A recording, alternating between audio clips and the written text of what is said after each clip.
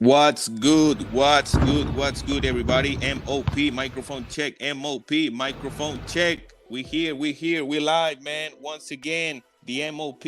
I'm here. I'm your host, Mario. Today, I'm joined by a great guest, man, Bruce Bernstein from 48 Minutes. He's a co-host of that podcast. I highly recommend you guys to go there. They are very knowledgeable guys. They talk about the games, and today it's a pleasure to have him here. So, Bruce, man, how are you doing, man? I'm doing very well, Mario. Thank you so much for inviting me, and hello to everybody in your audience.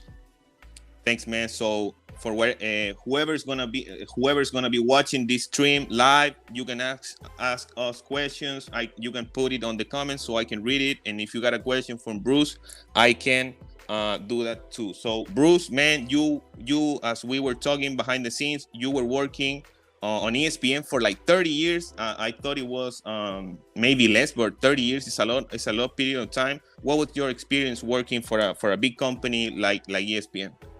ESPN was a wonderful company to work for and to work with. I was in charge of our NBA studio shows, the ones that were based in Connecticut. There were other ones that were based in California. I didn't really work closely on those, but ESPN is a wonderful company. They have terrific people and they do a great job on the NBA. I'm very proud to have been with them for so many years. Yeah, and obviously it's different being a fan, just watching the NBA and working there, working with a huge company like ESPN. We had a comment here. That's my brother, Javi Torres. Oof, new dupla. He's saying this is the new duo, like a new duo, you know? Hola, so Javi. He's Javi. He's from Puerto Rico. He's a great friend of mine. He's always helping me here. We do our content in Spanish, but obviously I know a little bit of English. Sometimes I sound like Giannis, but we try to get better. And the most important thing, it's not sometimes how you say things about. It's more about what do you know and what can you say and how can you gather with other people. So thanks, man, for being here. I really appreciate it. Hopefully we can have a great shows and you can obviously enjoy it while you are watching. So we have Bruce here. He's a co-host, as I mentioned before, of the 48 Minutes podcast. You can go watch it. It's in all platforms, right? YouTube, Spotify. Yeah, it's on YouTube on my personal page, and you have my name underneath there. So, but also we do it for a company called Believe, BLEAV, and we're on all the platforms: Apple, Spotify, Stitcher, all of the podcast platforms. Just search 48 Minutes, and you'll find us. We do 2 of them per week. Wow! So 48 Minutes is big time. You can find it in all the platforms. So we'll be talking with Bruce today. Bruce, man, I know obviously we were talking behind the scenes. You're a great Celtics fan. Let's start with that. Boston, and I wrote Boston and Celtics. It was Boston and Golden State. These 2 teams went to the finals last year. They both have been dealing with some type of injuries. Steph Curry with the shoulder and then with the knee, and Jaylen Brown dealing with a face injury after he got hit by Jason Tatum. And Boston have been obviously been a better team than Golden State this season. They are almost at the top of the Eastern Conference. It's the total opposite maybe for Golden State, which they had high hopes for winning a back-to-back championship since the last time they did it in 2017, 2018. So my first question to you is about these 2 teams. Do you think that maybe obviously getting to the finals can bring some injuries or being able to rest? What do you think about the effort that you have to put in order to get to the finals and then coming back, playing a regular season, 82 games?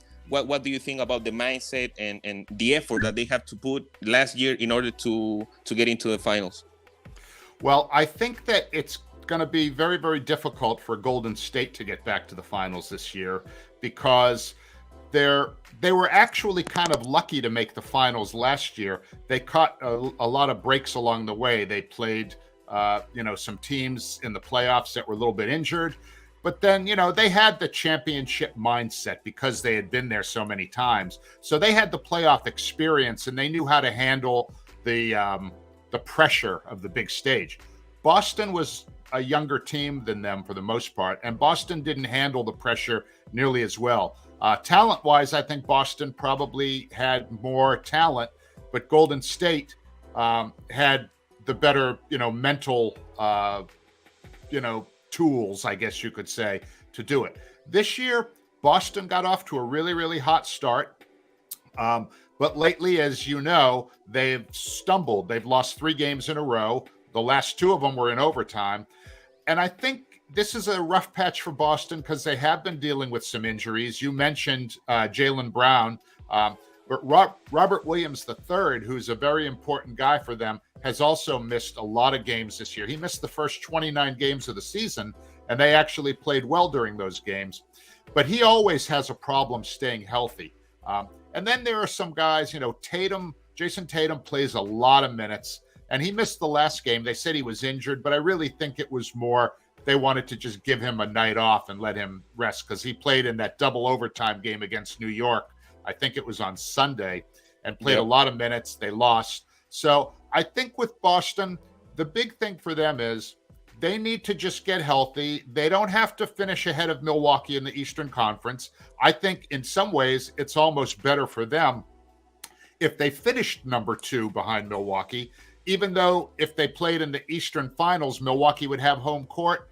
But I don't think that's super important for them. I think for them, it's more important to get to the postseason in good health. And then they would play, if they were to win their first round series, they would probably play Philadelphia in the second round, who they've played well against. Whereas if they were number 1 and they won their first round series, they would play probably either Cleveland or the Knicks in the second round. And those 2 teams have really been tough for Boston this year. Boston's done very poorly against them. So I'm perfectly okay if they finish number 2, Mario. And then if we get Milwaukee in the finals, if you're the better team, you should win in 6 games. So you don't need to go to 7. So we'll see what happens. That's a great point, man. Last year we saw that they went 7 against Milwaukee, Boston. Giannis didn't have Chris Middleton. He did a great performance in that series, but at the end, Grant Williams killed them from 3, even though Grant Williams choked with the free throws the other day. Man, that was crazy, man. Saying to Donovan Mitchell, it brought back to my memory when I don't know if you remember, obviously, Gilbert Arenas, when he was at the line and LeBron tapped him in the shoulder. It was crazy, man. But as you mentioned, and we've been talking about this with my friend Damian, that we think that obviously Boston is not focused. Their goal. I don't think, as you mentioned, they don't think they want to be the first seed in the conference, even though it worked last year. But I completely agree with you, man. They gotta be healthy. They have a great chemistry. They have a great group. Even though sometimes I don't trust or I don't think they have a definitive third option. Philadelphia has an emergence of Tyrese Maxey. He's a young player. You got in Milwaukee, you got Giannis, you got Chris Middleton. Even though he's not been playing well this season, he's coming off the bench. But you got Holiday as a third option. That's another question that I have for you. Obviously, we know that most of the Boston job is done by committee. Obviously, you got the big dogs in Jaylen Brown and Jason Tatum. But do you worry about not having a third option? Well, the third option in my mind is actually Marcus Smart. Now, Marcus Smart is not a great three-point shooter, but if you notice, a lot of times if it's late in the game and he takes a shot, he's pretty good late in the game.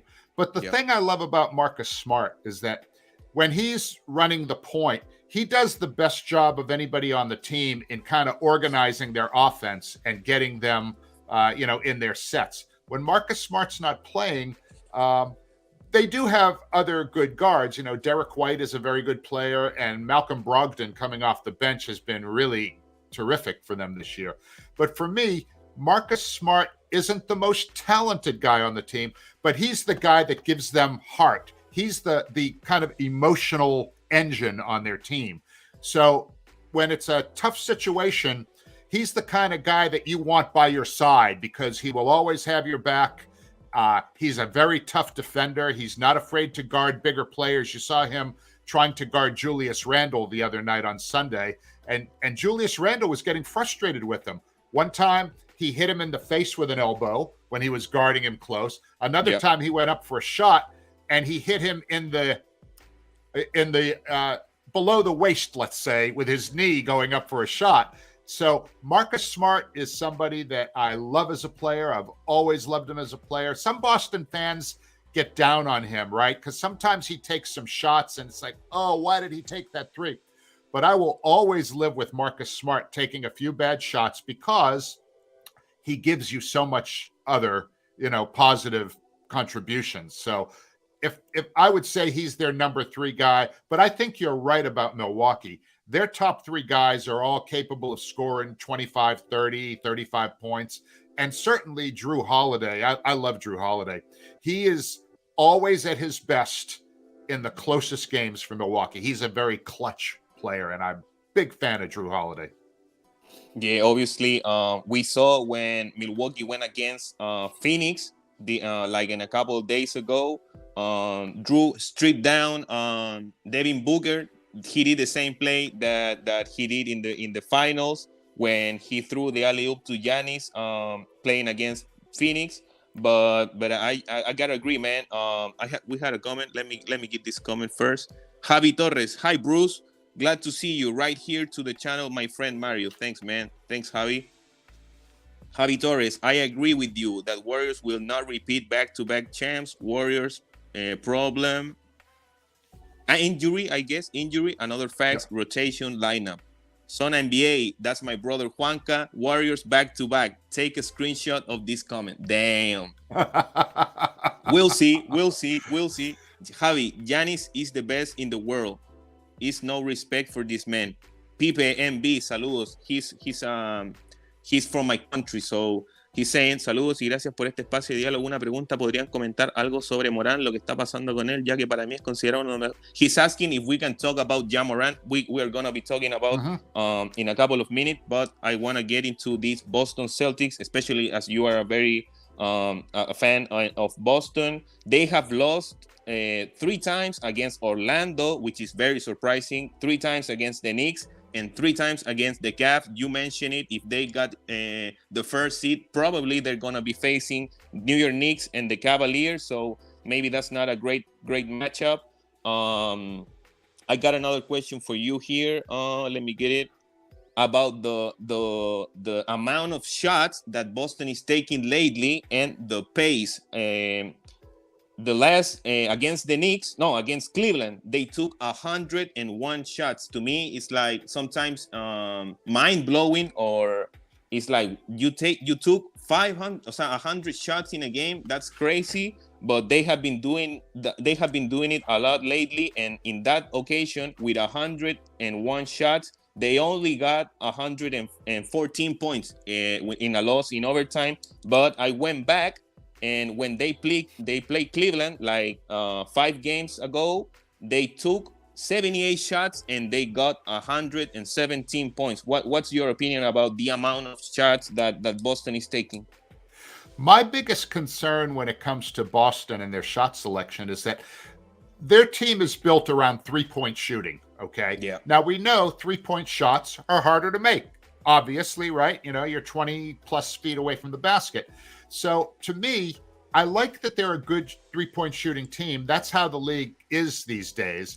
There's less of an emphasis on getting into that mid-range. I mean, they say, the analytics people say 3-point shots and layups or dunks. That's all they want to see people take.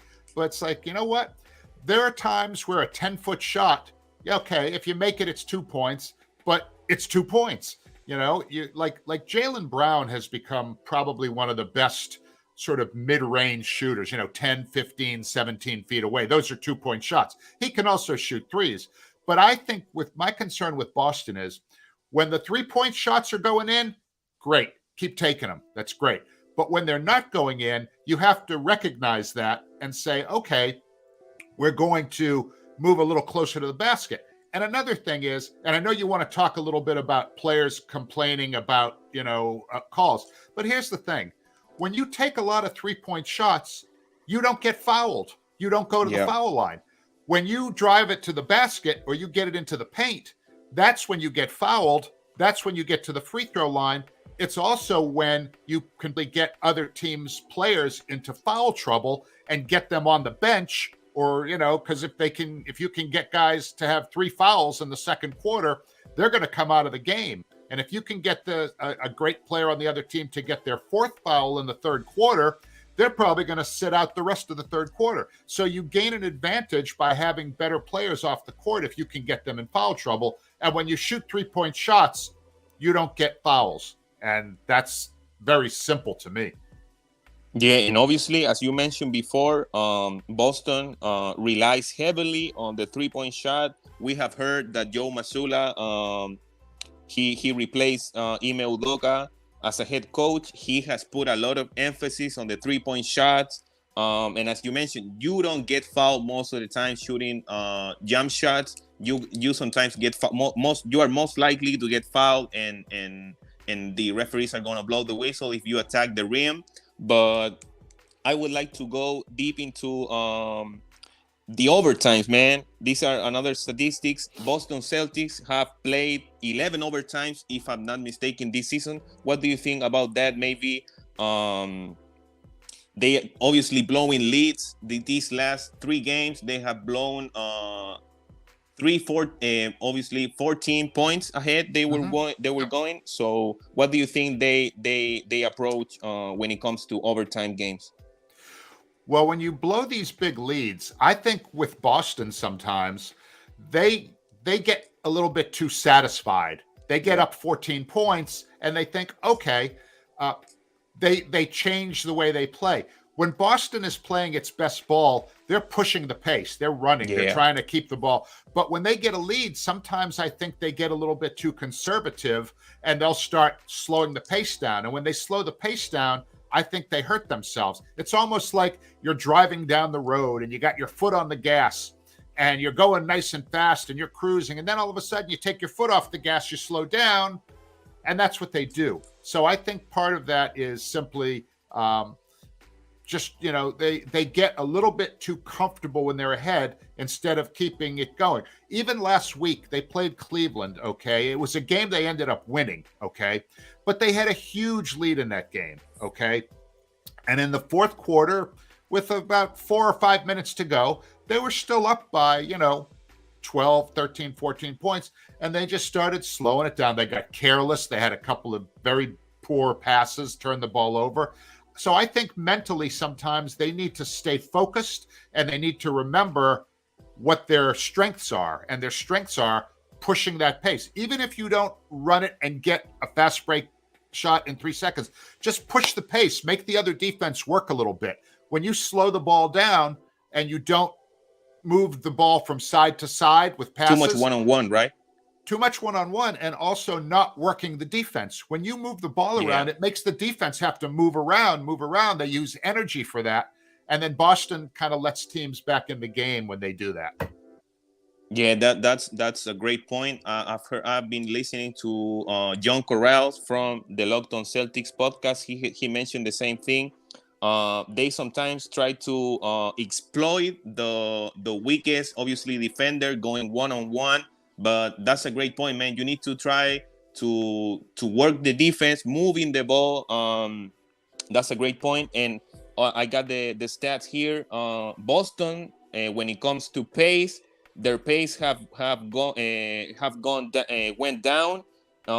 In November was 100, December was 101, January was 98.5, February 97.3, and now in March is 97.1. So they started, as you mentioned, they had a great start. We thought maybe they're gonna win like 65 or close to 70 games, but they have took the foot out of the accelerator, and that's a great point, man. They need to work on the pace, and sometimes Tatum likes to work on the one-on-one. Jaylen Brown obviously too, and sometimes they deal with a lot of turnovers. Sometimes Jaylen Brown gets called with this double dribble, when LeBron told him this is a double dribble. So to me, sometimes I see Jaylen Brown as Paul George.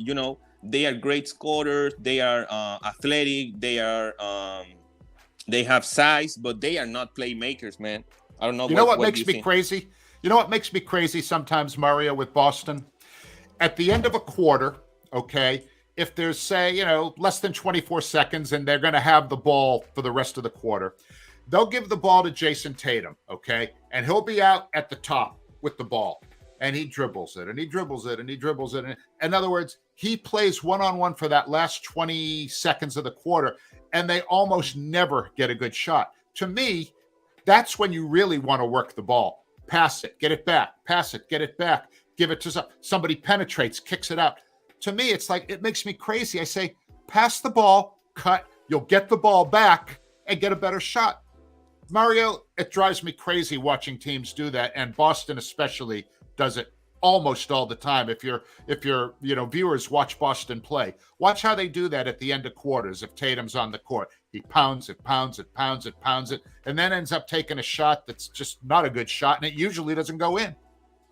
Yeah, they love to take contested shots, and as you mentioned, these couple of games have not been working. If I'm not mistaken, they have lost last 3 games. 3 games, but it feels like they haven't won for a month. But I mean, I know they have. But it's making me crazy, Mario. What can I say?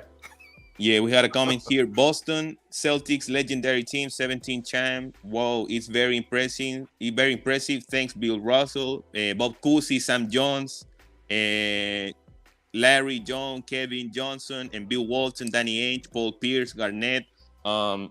That's another great point. I would like to ask you. Obviously, you are from the U.S. You're close to that area. Do you think that maybe this Tatum and Brown being quote unquote young and being in this prestigious and one of the greatest franchise in NBA history, sometimes they get the pressure, or do you think that they got past that last year or in the past?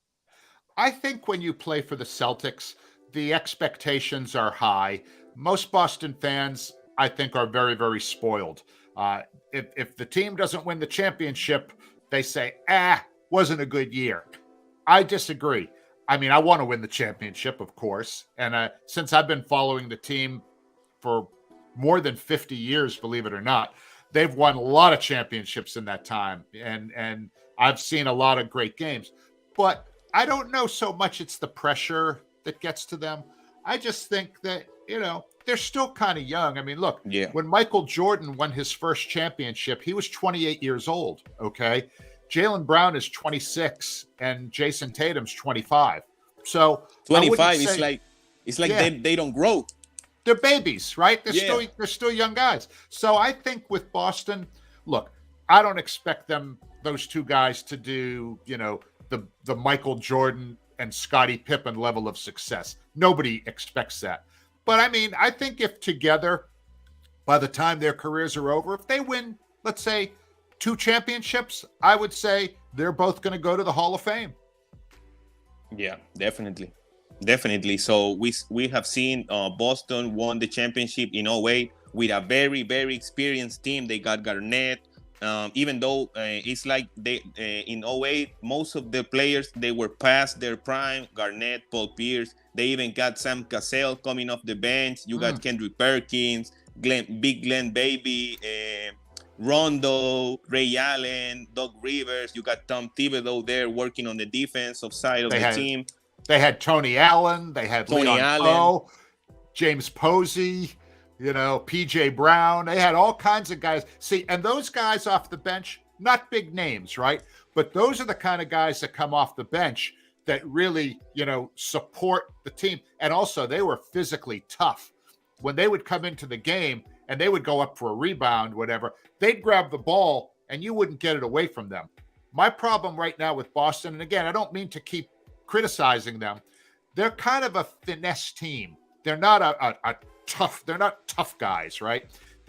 like the other night when they were playing the Knicks, you watched some of that game, I think, right? Yep. Emmanuel quickly was just killing them. He was running, he was going through the team, and then he's like making these hand gestures and he's skipping down the court. And all I could think to myself was, next time he goes to the basket, somebody's got to foul this guy and put him on the ground. Not dirty. I don't want anybody to hit him in the face or anything, but give him a hard foul and make him sort of feel the defense a little bit. Boston doesn't make you feel their defense. They're not physically tough. They're a finesse team. They don't like the contact. They're talented, right? And they do have some good, defensive players, but they don't have anybody that's going to make you be afraid if you drive to the basket. And good teams, like you mentioned Golden State before, Draymond Green would do that. If you came to the basket, Draymond Green has seen enough of you driving to the basket. He's going to hit you a little bit, and not maybe dirty, although he can be dirty sometimes, but not all the time.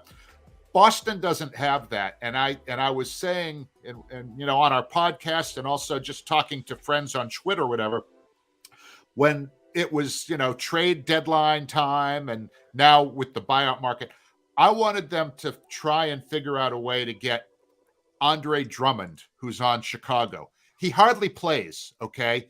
And Chicago maybe won't even make the playoffs.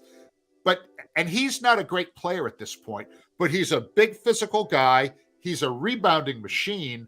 And he's the kind of guy that because he would only have to play, say, 10 or 12 minutes a game, he could go play physical, because if he fouls out, it's not the end of the world. He's gonna give you a lot of like physical, just presence, right? Just being somebody in the paint that if you come into the paint, it's like, maybe I'll pull up instead of trying to get all the way to the rim and get a layup like Quickly was doing the other night.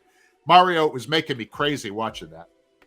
Yeah, that's a great point, man. A lot of teams nowadays, they don't have an enforcer. Those type of players, they are getting pushed out of the league. Even though veterans like Carmelo Anthony and a lot of players, DeMarcus Cousins.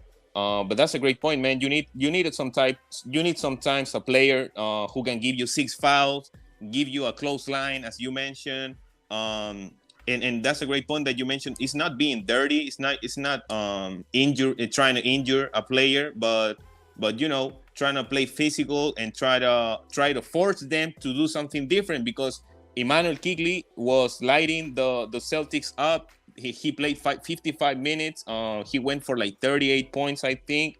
Yeah. And it's crazy. Yeah. Oh, well, maybe they can find somebody, but I think if they were going to do that, they would have done it by now. So maybe they're just not going to. Brian Scalabrine, Javi. I love Brian Scalabrine, Javi. The White Mamba. The White Mamba. So that's a great point. That in no way they were a veteran team. They got a lot of players coming off the bench that were veterans. So we'll see what happens with this Celtics team, but I think they can get a championship in the upcoming years. They are still young, even though they have a lot of experience. Once Jason Tatum came into the league, it looks like he's leaving in the Eastern Conference Finals. Yes. So they got into the finals, so we need to see if they can get to another level and win a championship for the city of Boston. That would put him ahead of the Lakers with 18 titles, so that would be amazing too, and they will leave a mark with this franchise. Bruce, who's the GOAT? Damn. Oh, the GOAT. Okay, Mario, you're not going to like my answer, man. LeBron James is the GOAT. Wow. Okay, I know. I will tell you why. Okay. 20 years playing, right? 20 years. He's still one of the very best players 20 years in. All-time leading scorer, check. Only guy in the history of the league with 30,000 points, 10,000 rebounds, 10,000 assists, check. 4 championships, okay, that's not as many as Michael Jordan. Everybody says Michael Jordan's the GOAT. I understand. Or Magic, Kobe, Kareem. Or Magic, or Kareem. Tim Duncan. Yeah. All those guys, I agree with you. But to me, LeBron James, he could he's like a perfect basketball player in my mind because Yeah. he always wanted to make his teammates better. He was a good teammate. He could score 40 points every single game if he wanted to, but that's not how he plays. He wants his teammates to be involved. He went to the NBA Finals 10 times. He didn't always have the best team 10 times. He only won 4, okay?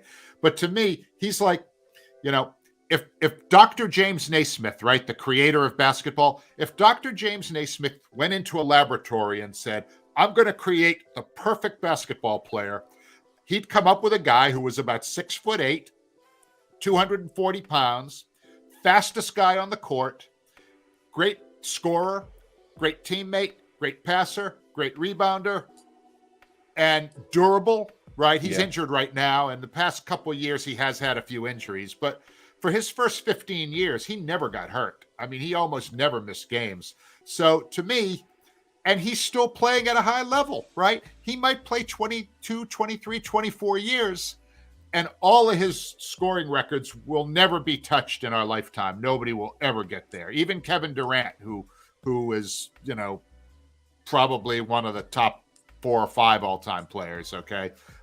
So to me, Javi, LeBron James is the GOAT. My top guys, obviously, Michael Jordan, Kareem Abdul-Jabbar, okay? Kobe is certainly up there. Tim Duncan, as you mentioned, is certainly up there.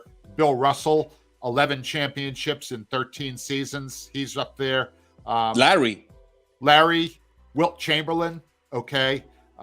There's a lot. But in my mind, the best all-around player, the guy who could do a little bit of everything, is LeBron James. I'm sorry, Mario. No, don't worry. To me, I've said that before. I did my top 10 on my channel. I got LeBron number 4 on my list. Number 1, I got Michael. Number 2, I got Kobe. Number 3, I got Magic. And the one thing that I don't like about LeBron is sometimes that people only highlights the good part about LeBron. Mm-hmm. You know, he's the scoring champ. He broke the Kareem's record, but they don't mention that LeBron is the best player when it comes to turnovers. Next year, he's going to pass Kobe when it comes to most missed shots in NBA history. So sometimes I don't like the narrative that is being created around LeBron, saying that he's a pass first guy, even though he takes more shots than Kobe, he takes more shots than Curry, he takes more shots per career than Kevin Durant. So sometimes I'm like the villain, you know.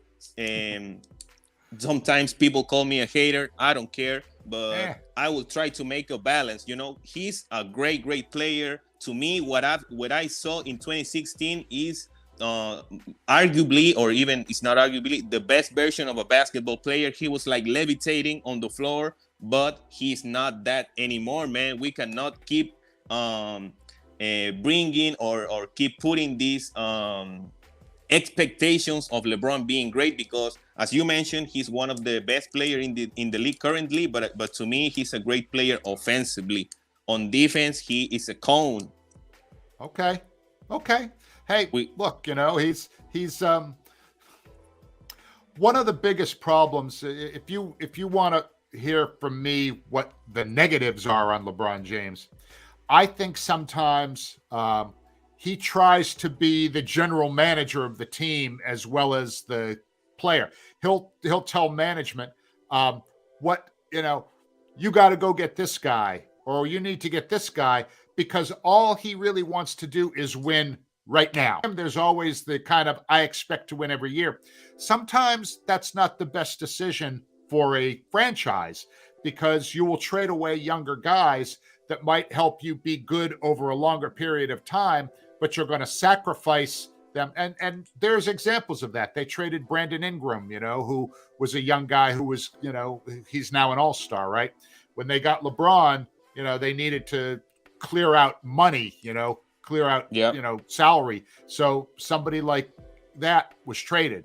And there have been other guys. And really, if you want my opinion, in 2016, when they won the championship, that was a gift from Draymond Green, because if you remember during the finals that year, in game 4, he picked up a flagrant foul and he got himself suspended for game 5, right? So when he went after game 4, Golden State was up 3-1, right? So Draymond gets suspended for game 5. Cleveland wins. Now it's 3-2. And that opened the door for them to win the next 2 after that. And I always will blame Draymond Green for costing the Warriors a championship that year. And he basically said to LeBron, here, take it. Yeah, obviously that was a great job, quote unquote, by Draymond Green. We have seen that lately. He, in my opinion, he compliments. He gives a compliment to LeBron even more than Savannah. It's to me, Draymond wants to take Savannah's job. But obviously that's humor. But to me, so it's crazy, man, saying that LeBron, the greatest face of the league, he's the greatest, blah, blah, blah. So to me, it's crazy what Draymond did and what he has done over the couple of years. I got a question here. This Jorge Whittaker, man, he's a great supporter of the channel. Shout out to Jorge, man. Hi, both of you. Hi to you, man. What are your thoughts on John Stockton? Before you answer this, I would like to ask you, we have seen some narratives around Nikola Jokic. He's my favorite player in the league right now, Joker. In route to win 3 straight MVPs, something that hasn't been done since Russell, Chamberlain, and Larry Bird in the 80s. But yep.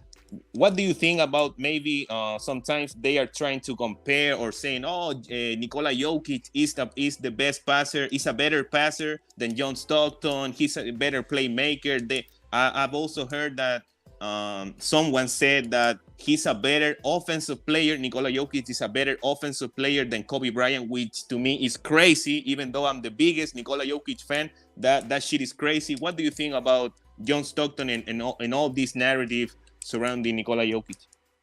Okay, let's start with Nikola Jokic. I believe he should win the most valuable player again, because if you take Nikola Jokic off the Denver Nuggets, they're not even in the playoffs. Right? Nikola Jokic does everything for that team, okay? And what I love when I watch Nikola Jokic is he plays the game at his own pace. You can't speed him up. You can't change what he's doing. He can score inside. He can go outside and take a 3. He's a great rebounder. And I believe he is the best passer in the league. Not the best passing big man, the best passer, because he can see over the defense. He gets guys open shots. He makes his teammates better. And for me, when you're a candidate for a most valuable player, there's got to be a couple things that you do. First of all, your team has to have one of the best records in the league. Not necessarily the best, but okay, you can check that one off. They're number 1 in the Western Conference, and they have been all year, and they're right there with Milwaukee for the best record. They may even be tied, but they've been right there with wherever Boston and Milwaukee have been all year. He makes his teammates better. When he hasn't played, when he's sat out a game, they don't look anything like they look when he's out there. And he's a very, very humble guy. He doesn't call a lot of attention to himself. He's about the team. He goes out there. You don't see him, pounding his chest, and you don't see him, making other people look bad. You never see him staring people down if he makes a great play. He's just a wonderful player. He's a great guy. I'm a huge fan. John Stockton, let's talk a little bit about John Stockton, okay? I watched John Stockton his whole career, okay? I'm actually that old, Mario, right, where I have. Unbelievably good player. John Stockton and Chris Paul are very similar to me. They're smaller guys. They're crafty. And when I say crafty, I kind of mean maybe borderline dirty. Yeah, John Stockton, I was about to say that. Yeah, I was trying to be nice, but okay, I won't be nice, okay? John Stockton was one of the best. All right, he was not a big guy. They said he was one of the best screen setters in the league. One of the reasons that he was so great in the pick and roll was that he would set great screens. He was also a great passer, and him and Karl Malone, they had everything going right with those two. But John Stockton was really kind of a dirty player. He would and if you go back and you watch, okay, full games, when guys would like, when he'd set a screen on a guy, he would sometimes like stick his finger in their waistband just to hold him up a split second, right? Yeah. Never got called for fouls, but crafty stuff like that. And Chris Paul does some of those same things.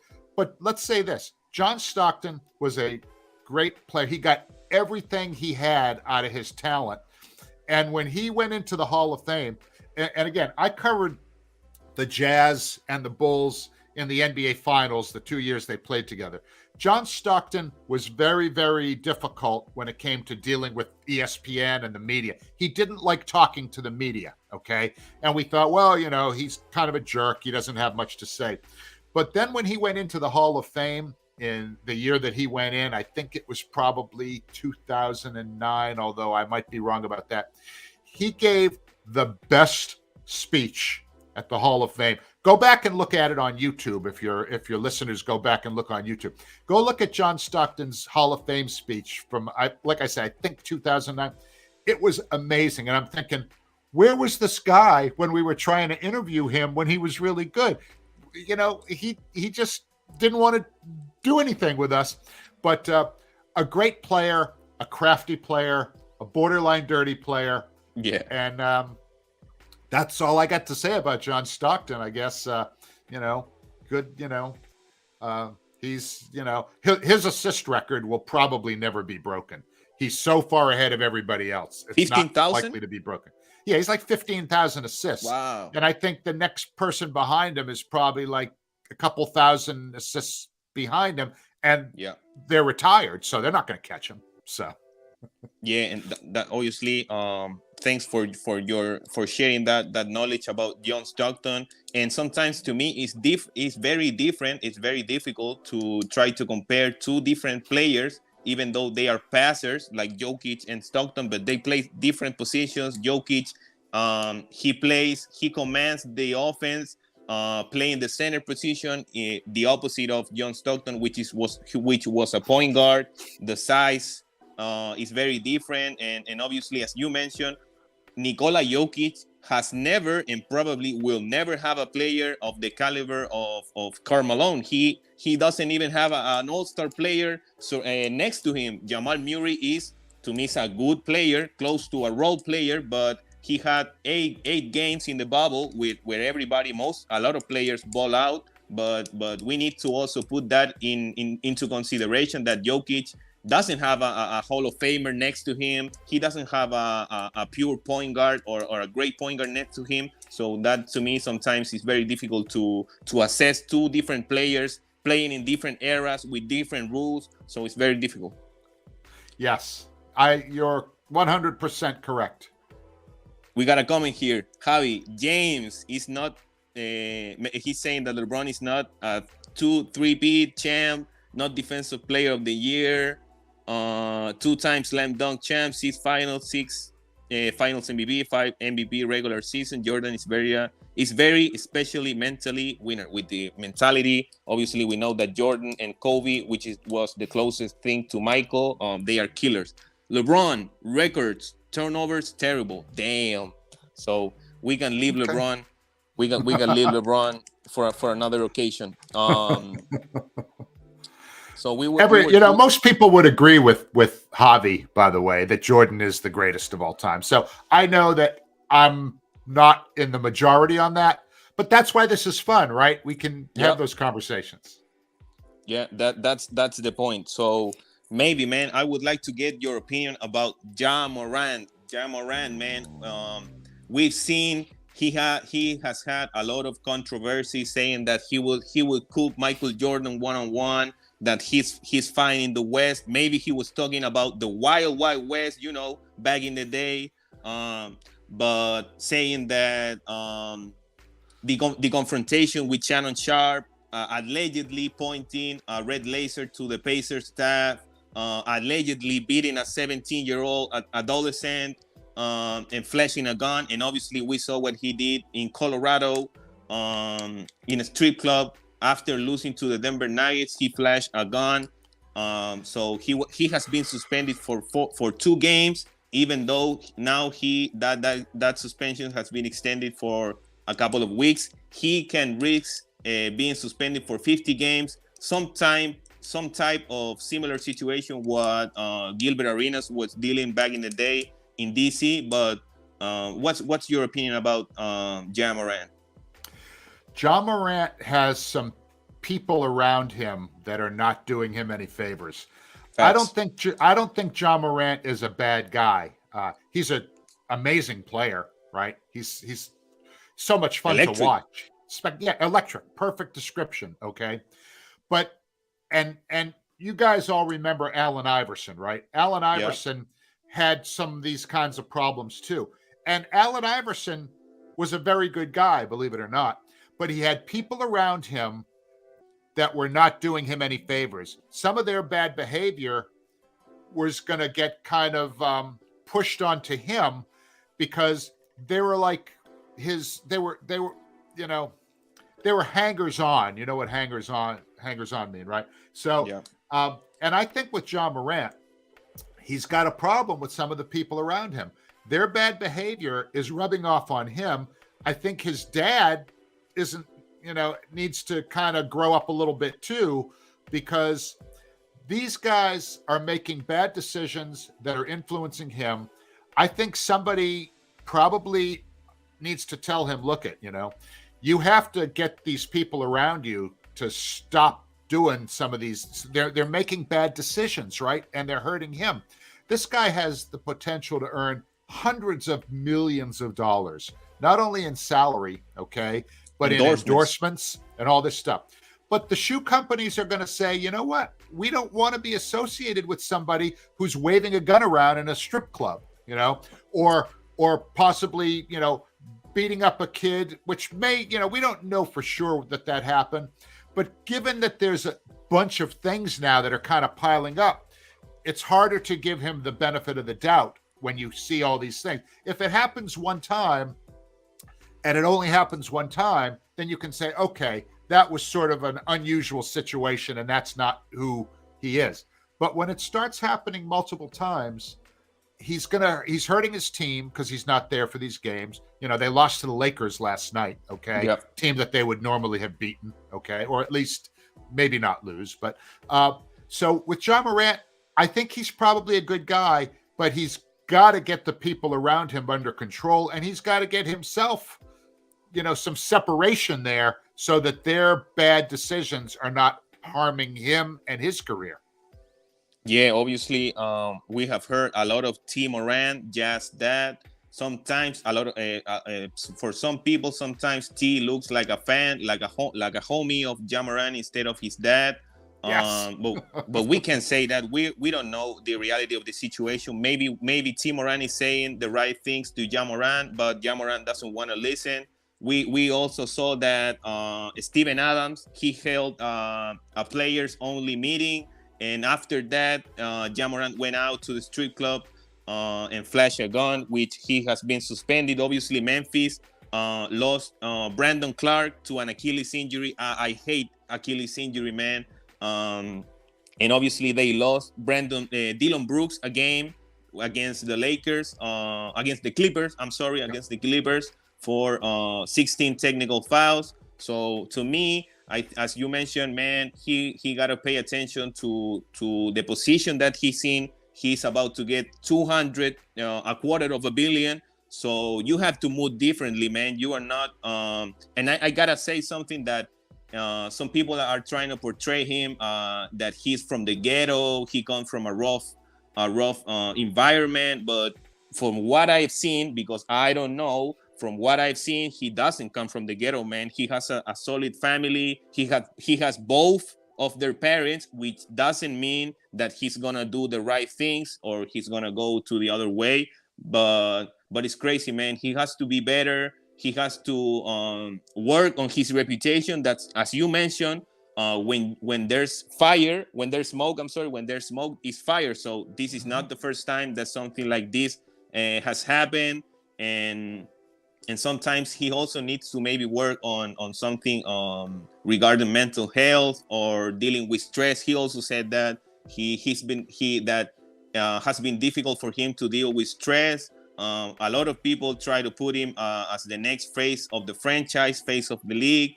but he has to earn the stripes first, to me, in order to be the face of the league. We got a lot of international players that can take that spot. So we'll see what happens with Ja Morant. Yes. Yeah. I You know, uploaded to. I'm sorry. Go ahead. no, Go ahead. I will say this.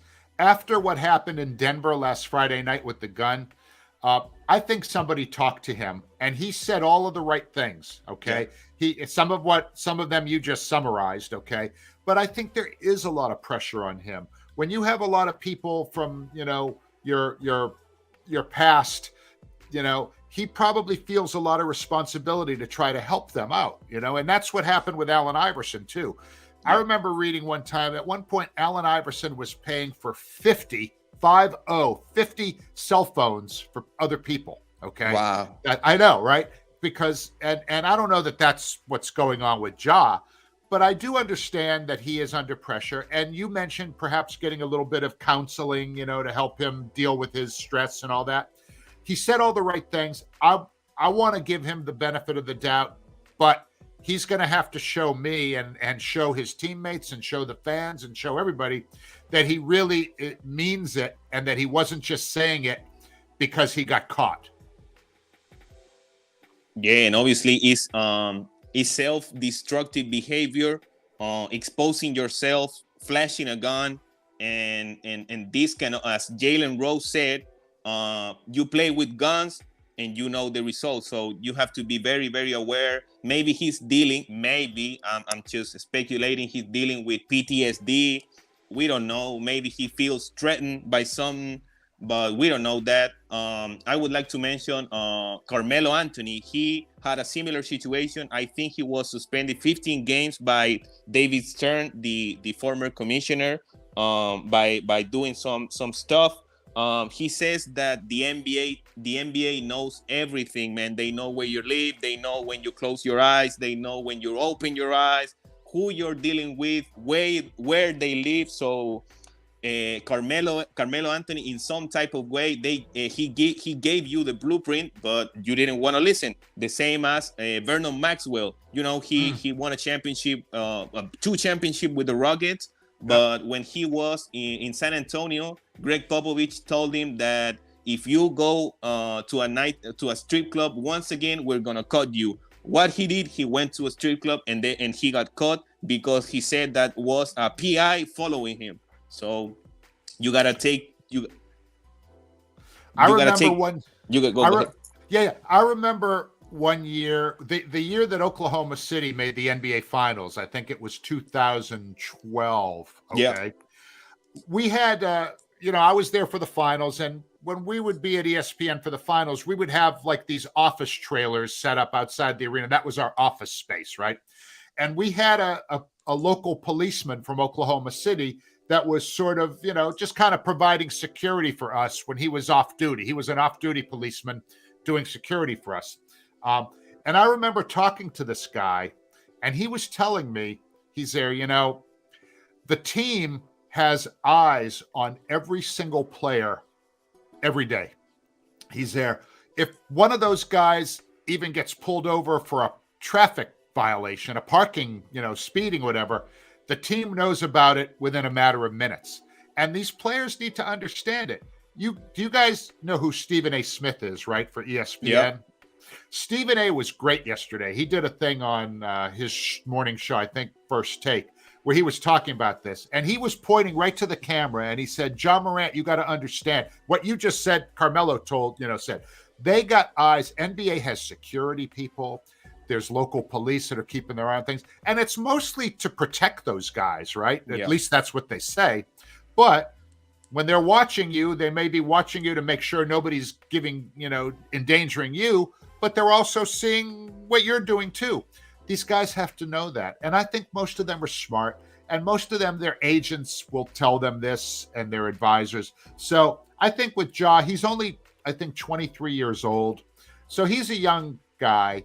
I hope that moving forward, he's going to do the right thing and learn from this. At least I hope so. Yeah, obviously. And Carmelo also mentioned that he understood that if they are giving you 100 millions, man, 200, close to a quarter of a billion. They have quote unquote the right to do that, and they want to protect their business. They are working with people, and they don't want to their image, the team image, to be damaged. We know what happened with Kyrie regarding the tweet, but that's a topic for another day. A lot of people have been saying that Nike gave Ja a pass, but they didn't do the same with Kyrie. But that's a topic for another day. We'll see what happens. Next Yeah. time when I come on, we'll talk about that.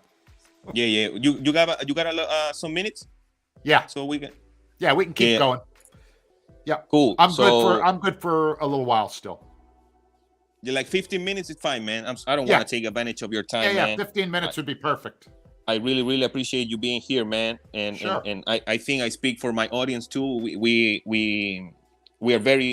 It's a pleasure for you to have me here. So my next question for you is players whining, players bitching about awards or respect. James Harden saying, what more do you want for me? What more you guys want from me? I've been great since I got here. Bama de Bayo saying that he should have won the DPOY. What do you think about players? And obviously Luka, man. Luka, he whines every single play. He talks to the officials, to the referees. What do you think about this whole new era or new movement of whining and asking for respect and awards? Okay, so we're talking about two different things. Let's start with the whining on the court, okay? It makes no sense to me. First of all, nobody ever got a referee to change a call because they complained. But what it does is when the referees see you whining all the time, human nature would say they're not going to give you the benefit of the doubt. If it's a 50-50 call, right, where it might be a block or it might be a charge, the guy that whines all the time is not going to get the whistle because the referees know that this guy complains about everything. My own Grant Williams is one of the worst offenders of this. He complains. And they do the challenge. Yeah, which is, okay, whatever. Grant whines all the time. And every time they call a foul on him, he's like, oh, me? But it's like, Grant, the whistle, they called it.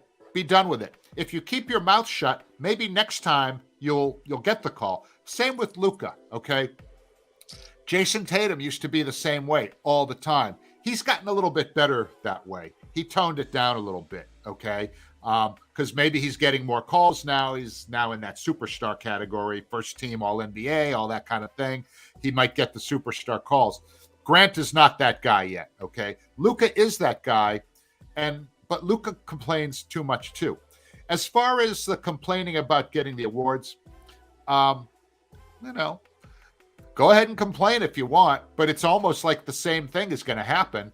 If you complain too much, people are going to be like, that guy's always complaining. Why do I want to listen to that? Now, as for Bam Adebayo, I'm a big fan of Bam Adebayo. I really like Bam Adebayo a lot. And he's a very good defensive player, but he's also very good offense. If you watch him on offense, they can actually run the offense through him. He's a really good high post passer, not as good as Jokic, but very, very good. Problem is that he doesn't have any teammates that can make a shot right now. So he'd probably have a few more assists if anybody on that team could actually make a shot. They're a terrible shooting team. And they, to me, it's amazing that they're still in the playoff race considering what a poor shooting team they are.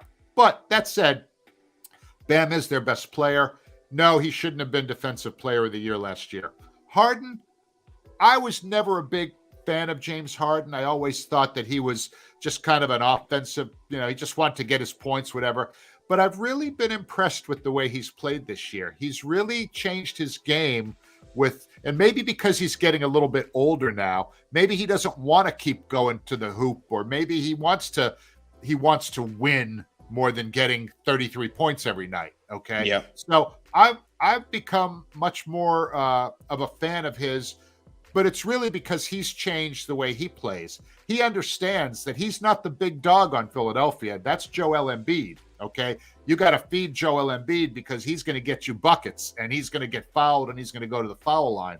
So yes, I'm not a big fan of whining in general. I always feel like I'm just going to make somebody mad at me and they're going to just think I complain all the time. And that doesn't For no really help reason. me. So it doesn't help me. If it helped Yeah. me, maybe I would do it, but it doesn't. And it never has.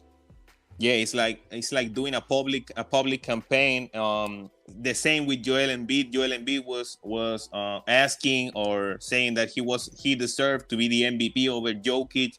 But whatever, man, you gotta let your game do the talk and move up from there. Try to work on your game, and that's the work of the voters and people who can decide who can win the champion, who can win the award, or in this case, the referees who are in charge of officiating the game. James Harden obviously has been dealing with a lot of injuries. I say it sometimes that he has turned into John Stockton. Obviously, he dished like 20 assists the other day. So he's mostly a point guard, a facilitator. And as you mentioned, maybe he doesn't want to take contact, or he wants to preserve his body for the regular season. Yep. There has been a lot of rumors, him coming back to Houston. We all know the situation. He got a pay cut from the Phillies, so maybe that's a point that the league doesn't want big players, to take haircuts to maneuver or to create a super team. In this case, I don't consider Philadelphia a super team, but that's a topic for another day. The same, we saw Scott Foster ejecting Scotty Barnes for talking to him, and obviously Scott Foster is very famous and infamous también, obviously for his actions. So we need to pay attention in that. My last topic for today, man, the MVP candidates. Who's your MVP up until this point during this season? I would say right now it's very close between Jokic and Giannis. I'm a big fan of Giannis, even though he tried to pull something the other day, and that triple double that was stupid. Okay, but okay, that was lame. Yeah, it was really lame. But Giannis and Jokic to me are the two top candidates. Right below them, I would probably put Jason Tatum right after those two guys. And then to me, I don't think anybody other than those three guys can win it this year. I mean, it's a three-man race to me, and I would give a slight edge to Joker, but I think some people might want to go back to Giannis. I think it might come down to which team ends up having the best record. It's really that close. I would be okay with either one of those guys. Tatum, I thought he was in front most of the year. Lately, I mean, he's still playing well, but because the team has kind of stumbled lately, I think that hurts him a little bit there. So I'm fine with either Joker or Giannis. I would give a slight edge to Joker right now. Yeah, what Joker has been doing, averaging a triple-double, shooting 63% from the field, having the best record at home. But obviously, Giannis has the best record in the NBA, if I'm not mistaken. So we'll see what happens. To me, is Nikola Jokic. But as you mentioned, I wouldn't be mad if they give the award. And I'm sorry, I misspoke. They don't give you the award. You earn the award. So to me, I don't have a problem. Either one who wins it, they are doing great work. And obviously, Giannis plays two-way, plays defense, something that Nikola Jokic doesn't do a lot. But they are great players. And obviously, I try to support international players. Do you think that maybe the NBA needs to push the narrative of these two players in different codes? Obviously I'm exaggerating, but some type of magic against Bird. Do you think that maybe we can see Giannis and Jokic in a finals in the upcoming years? Yeah, that's possible. And it's funny you mentioned, it's almost like we're on the same wavelength here, Mario, because you brought something up on the side there that I was going to actually say. Some of the best bigs in the NBA right now are international guys. Okay, Joker, Giannis, Joel Embiid. Embiid is also in the top tier for MVP. The best bigs in the NBA are all international guys. Okay, and then when you throw in somebody like Luka Doncic, another international guy. Some of the very best players in the NBA are international guys. And a lot of it has to do with, I think, the way they come up. Like, they're much more fundamental players in the international guys, because in the US they have this AAU system, right? It's like a youth basketball system for like elite players. And I think there's much more emphasis on highlight reels, okay, and individual guys, whereas the international guys are more team mentality, okay? Even though they're brilliant players individually. I mean, Luka Doncic, he's going to the Hall of Fame. He's like 23, 24 years old. He is going to the Hall of Fame. We know this now. Yeah, exactly. He's probably the second youngest guy that I was positive was going to be a Hall of Famer. The youngest was LeBron. I knew by the age of about 21 that LeBron was going to the Hall of Fame. Luka is going to the Hall of Fame. Joker is going to the Hall of Fame. All right. Giannis going to these are like all-time great players. Okay. International stars. Even Shai Gilgeous-Alexander. He's not American. He's Canadian. Okay. He's not from the United States. Okay. So I think that the influence of the international players, and especially with the bigs, because it used to be with the bigs, they'd go down into the low post and you'd get the ball to them in the low post and they'd pound it. They'd try and get buckets. Then, guys like Pau Gasol came into the league, bigs that could go outside and shoot the ball a little bit, right? Giannis tries to shoot a little bit from outside. He's getting better. Joker, we know, can shoot from anywhere. So to me, the international influence has really been felt, particularly with the bigs in the NBA. Yeah, obviously we got a comment here. Giannis and Jokic MVP. Wow, amazing regular season, great numbers. Jokic and Giannis East and West #1 in each conference. So my last question to you, do you think that do you buy this narrative that at this time we have seen a lot of great players coming from from international different countries? Do you think that maybe there's a lot of people saying that the NBA got rid of the enforcers, the Charles Oakley, all these type of players? Do you think that maybe that was a factor of international players blooming into greatness as we are seeing today? Maybe a little bit. I think more than anything, the way that teams shoot 3-pointers so much now has a lot to do with that too, because guys are not going to the bucket as much, right? Yeah. They're standing outside shooting threes. You see a little bit of banging underneath with the big guys going for the rebounds. But even now, when a 3-point shot is missed, a lot of times the rebound doesn't go to the guys down low because the arc of the ball, it's a longer rebound. So you're getting guards getting more rebounds now. So I think the 3-point shot has really changed a lot of the physical nature of the game too, because if you miss a shot from 6 feet away, the rebound's probably going to come down within that same 6 feet. You shoot from 20 feet and miss, that rebound's coming out to the foul line a lot of times. So I think that's another reason behind that. Yeah, and obviously it reminds me a little bit of Dennis Rodman, looking for the rebound. So we'll see. We can expect obviously more from these international players. Giannis has won a championship. Hopefully this year Jokic can get into the finals at least. But another great point that you mentioned, sometimes in the US they try to work on the AAU and getting different teammates and building super teams. But internationally they get to play professional at a younger age too. Luka has been a professional player since he was 13 or 14. No, I'm exaggerating. 14, 15. He was playing in Madrid, in Real Madrid. So obviously it was difficult for him going overseas and learning a new language. I think that's also very important.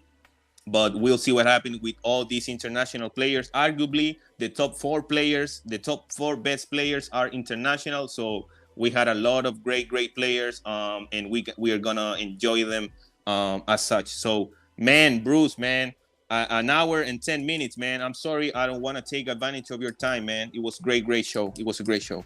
I really enjoyed our conversation, Mario. You really, really know your stuff. And if you would ever like to have me join you again down the road, maybe around playoff time, I'd love to come on with you. And I would just suggest to your viewers, if you want to follow me on Twitter, @PureHoopsBruce, you had it on.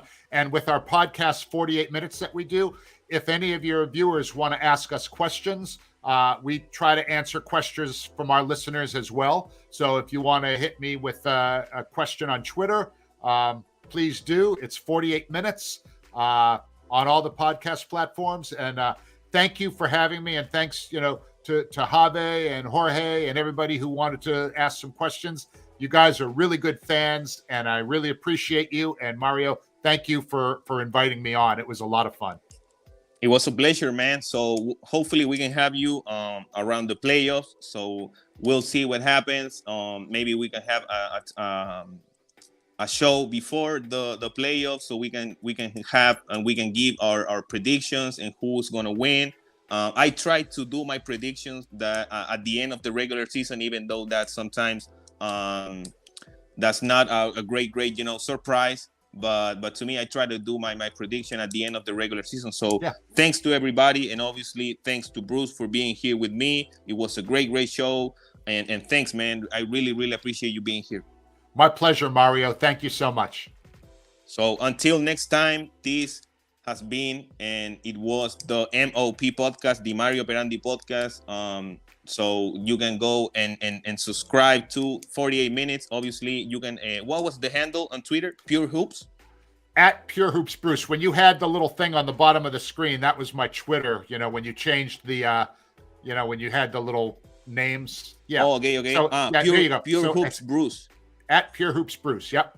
So, and again, if you send us questions, we will try to answer them for you. Cool. So you can go there and talk to Bruce on Twitter. That's his Twitter handle, Pure Hoops Bruce. Obviously, he's a co-host of 48 Minutes podcast. Bruce, man, I really appreciate being here. So thanks to everyone. Thanks to Bruce for being here, supporting, and everyone that was watching live and are gonna be watching when we are done. So until next time, thanks to everybody, and see you later, man. Bye-bye, everybody. Bye, Mario.